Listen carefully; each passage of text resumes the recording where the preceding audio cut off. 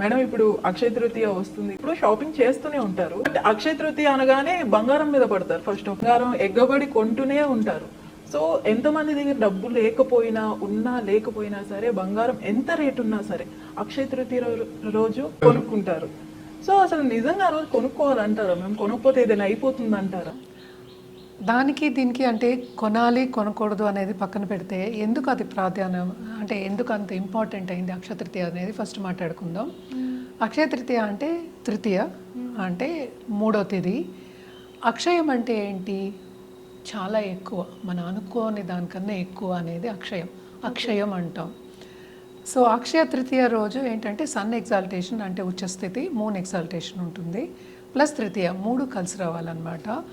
అది ఈ సంవత్సరం 2026లో ఏప్రిల్ 19కి వస్తుంది. ఇదివరకు చాలామందికి ఏంటంటే తెలియని విషయం అంటే ఏంటి అక్షయ తృతీయ తెలిసేది కాదు. ఇప్పుడు అడ్వర్టైజ్మెంట్ మూలాన్ని ఇప్పుడు గోల్డ్ కొనేవాళ్ళు కానీ గోల్డ్ షాప్ వాళ్ళు కానీ వాళ్ళందరూ ఏం చేస్తున్నారు, ఈ రోజు ఇది ఆ రోజు అది. శని త్రయోదశి కూడా అలాగే చేస్తూ ఉన్నారు. అంటే ఈరోజు త్రయోదశి, శనివారం శని త్రయోదశి, ఇంకోటి హనుమాన్ జయంతి. ఇవన్నీ ఏంటంటే నార్త్ ఇండియాలో అండ్ కొన్ని ప్రదేశాల్లో బాగా ప్రాధాన్యం పొందింది. సో అక్కడ వాళ్ళు చేసుకునే వాళ్ళు అనమాట. ఇప్పుడు because of advertisement and also social media అందరికీ తెలుస్తోంది. అది మోస్ట్ ఇంపార్టెంట్ ఏంటంటే ఇక్కడ ఎగబడి కొనడం అనేది మనం చూస్తున్నాం. అంటే గోల్డ్ షాప్స్ అన్నీ ఫుల్ ఉంటాయి. ఆ ఒక్కరోజు మాత్రం గోల్డ్ ఎంత రేట్ ఉన్నా అంటే మనం ఎప్పటికైనా గోల్డ్ రేట్ ఎలా చూసుకోవాలి, ముందు రోజుకి నెక్స్ట్ డేకి, లేకపోతే ఒక గ్రాఫ్ చూసుకోవాలి. అంటే ఏంటి ఎప్పుడు ఎక్కువైంది ఎప్పుడు తక్కువైంది ఇవన్నీ చూసుకుని కొనుక్కుంటూ ఉంటాము. కానీ అక్షయ తృతీయ రోజు కొంటే అంటే ఏంటి, దానికి సిగ్నిఫికెన్స్ ఏదైనా సరే నీ లైఫ్లో అక్షయంలాగా పొంగుతుంది అని. అంటే గోల్డ్ ఎందుకు అంటాం, పసిడిని ఎందుకు అనుకుంటూ ఉంటాం అంటే గోల్డ్ అనేది గోల్డెన్ పీరియడ్ వస్తుంది మనకి మన లైఫ్లో అన్నిట్లో. మనం ఎప్పుడు గోల్డెన్ పీరియడ్ అంటాం, డైమండ్ పీరియడ్ సిల్వర్ పీరియడ్ అనం. సో గోల్డెన్ పీరియడ్ అంటే ఏంటి, అన్నీ ఎక్కువ ఉండాలి అనుకోవడం. అండ్ ఆల్సో మన ఇండియన్స్కి ఎప్పటికైనా సరే ఎప్పుడైనా మనం గోల్డ్కి అట్రాక్ట్ అవుతూ ఉంటాం, గోల్డ్ ఎక్కువ కొనుక్కుంటారు, ఇంట్లో పెట్టుకోవడం జరుగుతుంది. ఏమనుకుంటాం, లక్ష్మీదేవిని ఇంటికి తెస్తున్నాం అనుకుంటాం, అంతేనా? సో లక్ష్మీదేవిని పూజించడం అనేది మోస్ట్ ఇంపార్టెంట్ ఆ రోజు, కరెక్ట్? సో అక్షయ తృతీయకి ఇంకా సిగ్నిఫికెన్స్ ఉంది. ఏంటంటే 2 కృష్ణుల దాంతో ఉంది. త్రేతాయుగం స్టార్ట్ అయిన రోజు అని కూడా చెప్తూ ఉంటారు. అలాగే గంగ భువికి వచ్చిన రోజు అని చెప్తూ ఉంటాం. అంటే దివి నుంచి భువికి వచ్చిన రోజు, గంగ వచ్చిన రోజు అని కూడా చెప్తూ ఉంటాం. అదొకటి కాకుండా పరశురాముడు పుట్టినరోజు అని కూడా చెప్తూ ఉంటారనమాట. సో దీంట్లో ఏంటంటే మనం పురాణాలకు వెళ్ళాము అంటే కనుక మహాభారతంలో చూసామంటే అక్షయ పాత్ర కృష్ణుడు ద్రౌపదీదేవికి ఇచ్చిన రోజు అని చెప్తూ ఉంటారనమాట. అంటే అక్షయ పాత్ర అంటే ఏంటి అనేది మనం చిన్న స్టోరీ ఉంది, అది 2-3 లైన్స్లో మనం ఫినిష్ చేయొచ్చు. సో ఏంటంటే ఒక పెద్ద ఋషి ఇదివరకు మనకు వనవాసం వెళ్ళారని తెలుసు అందరికీ, పాండవులు ద్రౌపది. సో వనవాసం వెళ్ళినప్పుడు ఋషి, అందరికన్నా పెద్ద ఋషి అనుకుందాము, గొప్ప మహానుభావుడు. ఆయనేమో వచ్చి వీళ్ళందరూ తినేసిన తర్వాత ఏంటంటే ఆ పాత్రలో ఏముండదు. అక్షయ పాత్ర కూడా ఎవరు ఇచ్చారు, సన్ ఇచ్చారు. అంటే సన్ గాడ్ ఇచ్చారనమాట వాళ్ళకి. అంటే అక్షయం అంటే ఎప్పుడు పొంగుతూ ఉంటుంది అని, ఎప్పుడు ఫుల్ ఉంటుంది అని అర్థం. సో అది వాళ్ళు తినిన తర్వాత, ద్రౌపది తినిన తర్వాత అది ఆగిపోతుంది అనమాట, ఏం రాదు దాంట్లోంచి ఫుడ్. మళ్ళీ మ్యాజిక్ అది అనుకుందాం. ఈ కాలంలో మనం మ్యాజిక్ అండ్ ఆల్సో మనం యానిమేషన్ అవన్నీ చూస్తుంటాం, సడన్గా వస్తూ ఉంటుంది. అండ్ మనం ఘటోత్కచుడులు పాత్రలు అన్నీ వచ్చాయి మనం చూస్తూ ఉన్నాం కదా, అలాగనమాట. మాయాబజార్ మూవీలో అలాగ అనుకుందాం అక్షయ పాత్ర, బికాస్ ఈజీగా ఎక్స్ప్లెయిన్ చేయడానికి. సో ఇదేంటంటే వాళ్ళు తినేసిన తర్వాత ఈ ఋషి వస్తారనమాట, వచ్చి నేను భోజనానికి వస్తున్నాను మీ దగ్గరికి అని చెప్తారు. అండ్ ఆల్సో నేను వెళ్ళి స్నానం చేసి వస్తాను, దాని లోపల మాకు ఫుడ్ రెడీ పెట్టండి అంటారు. సో ఈయన శిష్యులతో పాటు వచ్చారు. ఎంతమంది శిష్యులు? 300 నుంచి 400 మంది ఈయన ఉన్నారు. అండ్ ఆల్సో వీళ్ళు తినేసి పాత్రని కడిగేశారు, ఇక్కడ అక్షయ పాత్రని. సో దీని తర్వాత ఏం చేయాలి, వాళ్ళకి ఏమి తోచట్లేదు. అప్పటికప్పుడు అంతమందికి వండాలంటే ఎట్లాగా, ఎవరు చేయలేరు. సో మన ఇంట్లో ఒకళ్ళు వండడం అంటేనే వండట్లే ఈ కాలంలో ఆడవాళ్ళు. సో ఇంతమందికి వండాలి అంటే ఎంత కష్టం. అక్కడ అన్నీ ఉండాలి కదా, సౌకర్యాలు ఉండాలి, సరుకులు ఉండాలి, ఎన్నో ఉండాలి. సో దాని తర్వాత కృష్ణుడు తలుచుకుంటే ద్రౌపది, ఆయన వచ్చి దాంట్లో 2-3 మెతుకులు ఉంటాయి ఆ పాత్రలో, అదేమో తీసుకుని తినిన తర్వాత అది మళ్ళీ నిండడం మొదలెట్టిందిట. సో ఇది స్టోరీ, అక్షయపాత్ర స్టోరీ. అలాగే సుధాముడు, ఆయన కృష్ణుడి దగ్గరికి వెళ్ళి అడగడానికి వెళ్తాడు.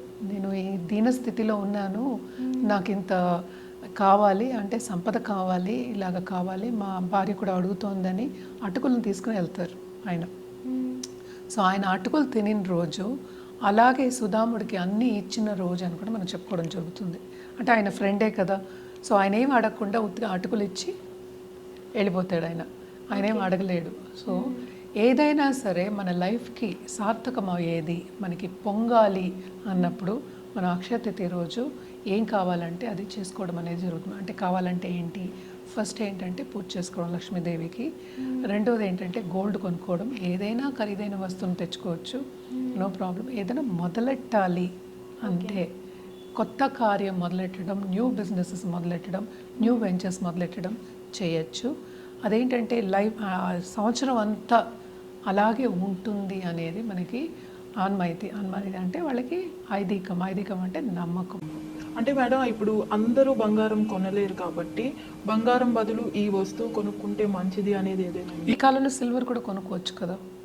ఒక దేవుడి ప్రతిమ తీసుకురావచ్చు, లక్ష్మీదేవి ప్రతిమ తీసుకురావచ్చు. అది బ్రాంజ్లో అవ్వచ్చు, సిల్వర్లో అవ్వచ్చు, వైట్ మెటల్లో అవ్వచ్చు. ఏదైనా సరే మనం థాట్స్ ఆర్ మోర్ ఇంపార్టెంట్. మనం ఏం అనుకుంటున్నాము, మనకి ఏం కావాలి, ఏం సార్థకం చేసుకోవాలి అనేది మోర్ ఇంపార్టెంట్. అంటే మన గోల్స్ ఆర్ వెరీ ఇంపార్టెంట్. ఎవరు డబ్బు అనేది ఎవరికి చేదు కాదు, అందరికీ కావాలి డబ్బు. సో గోల్డ్ కొనుక్కోవడం ముఖ్యంగా మనం ఎప్పుడు చెప్తూ ఉంటాం.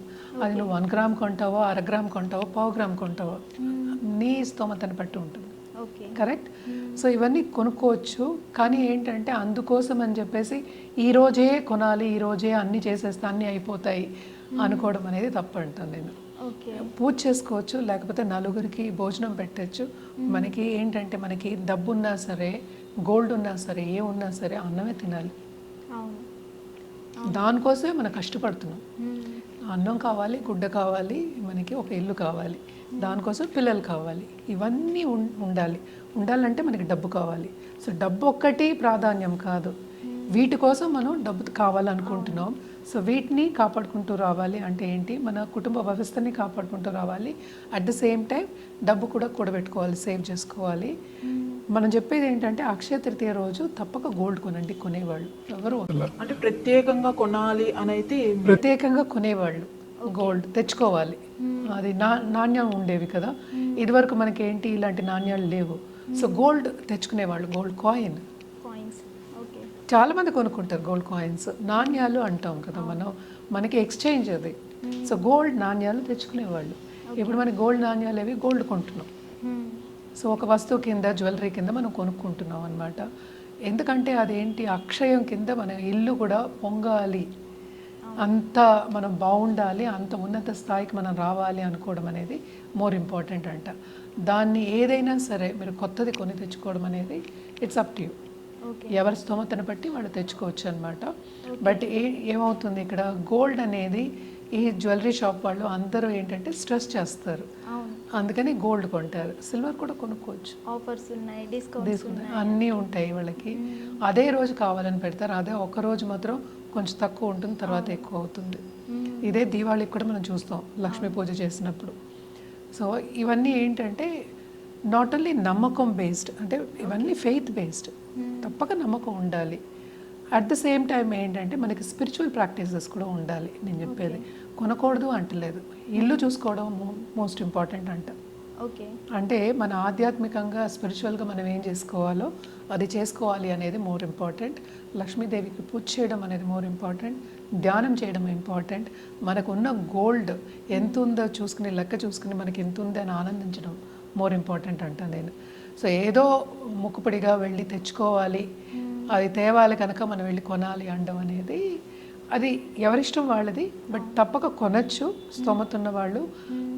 అదే ఏంటంటే చాలామంది ఏం చేస్తారు, ముందే ఆర్డర్ చేసి పెడతారు. అక్షయ తృతీయ రోజు రష్ ఉంటుంది, నేను తీసుకుంటామని ముందే చేస్తారు. అది కూడా చేసుకోవచ్చు. అంటే అదే రోజు కొనాలి అని అయితే లేదా? అదే రోజు గోల్డ్ కొనాలి, తప్పక కొనచ్చు. కొనాలి అంటలే, కొనచ్చు అంటున్నా, తప్పక కొనచ్చు. ఓకే, అది తెచ్చుకుంటే మనకి ఏంటంటే నమ్మకం బేస్డ్, నేను ఇందాక చెప్పిన faith based.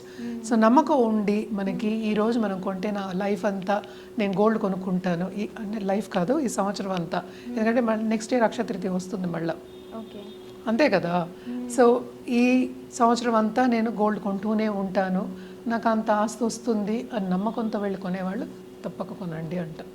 Everything is thought అంటే ఏంటి, మనం అనుకున్నది. So spiritual practices are very important అంటున్నాను నేను. ఓకే. అది ఉండాలి, ఇది ఉండాలి. సో ఈ కాలంలో ఏంటంటే గోల్డ్కి సేమ్గా మనకి సిల్వర్ కూడా ఉంది ఇప్పుడు. ఓకే. సో సిల్వర్ కొనుక్కోవచ్చు. ఇదివరకు మనం పట్టీలు కొనుక్కునేవాళ్ళం 1000 రూపీస్ 2000, ఇప్పుడు 25,000 30,000. అది కూడా అవును. 100 గ్రాములు ఎంత అయింది ఇప్పుడు 30,000. అది 100 గ్రాములు లేకుండా మనం చేయలేం. సో అలాగే గోల్డ్ 30,000కి మనకి దొరకట్లేదు ఇప్పుడు. చిన్న నాణ్యం దొరుకుతుంది మనకి. సో మనం ఏది కావాలంటే అది చేసుకోవచ్చు, తప్పులేదు. కానీ గోల్డ్ కొనడం అనేది ముందు నుంచి అక్షయ తృతీయ రోజు ఆన్మాయితీ కింద వస్తుంది, ఓకే. కాదనట్లా. కానీ దాంతో పాటు మనం ఏంటంటే మనం చేసే పూజలు కానీ, మన స్పిరిచువల్ ప్రాక్టీసెస్ కానీ, మన గోల్స్ కానీ పెట్టడం అనేది మంచిది. ఆ రోజు అన్నదానం చేయండి, ఇంకా మంచిది. అంటే మేడం మీరు ఇప్పుడు కొనొచ్చు అంటున్నారు. అవును. సో ఇది కూడా కొనుక్కోలేని స్థితిలో ఉన్నాం, మాకు ఏదైనా అయిపోతుందా అని భయపడే వాళ్ళు ఉంటారు కదా, వాళ్ళకి ఏం చెప్ వాళ్ళు ఎందుకు భయపడతారు? లేనప్పుడు లేదనుకుంటారు కానీ ఎందుకు భయపడాలి? అంతే కదా. సో అదంతా ఒక థాట్. నేను ఇందాక చెప్పింది కూడా అదే, it is just thought process. Okay. So gold కొనకపోతే వేరే ఏదైనా కొనుక్కోండి, ఓకే. అదే చెప్తున్నాను ఇందాక. వాళ్ళకున్నంతలో వాళ్ళకు ఉన్నంతలో, వాళ్ళ స్తోమతకు ఉన్నంతలో ఏదో ఒకటి కొనుక్కోండి. గోల్డే కొని నువ్వు అప్పు చేసి కొనడం అనేది తప్పంట, అంతకనే ఏం లేదు నేను చెప్పేది. ఓకే. నువ్వు అప్పుతో గోల్డ్ తెస్తున్నావు, అది నీకు నిలుస్తుంది అనేది నీకు ఎలా తెలుసు?